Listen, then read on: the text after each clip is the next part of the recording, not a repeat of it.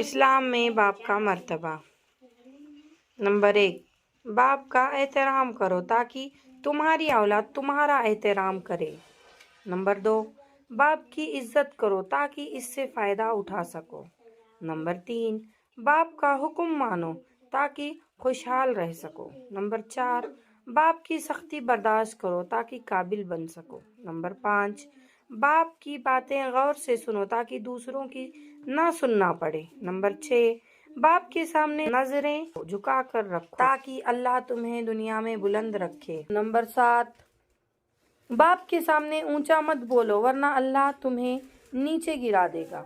Number 8, बाप ऐसी किताब है जिस पर तजुर्बा लिखा जाता है। नंबर 9, तुम्हारी वजह से कभी बाप की आंखों में आंसू ना आए वरना अल्लाह तुम्हें जन्नत से गिरा देगा।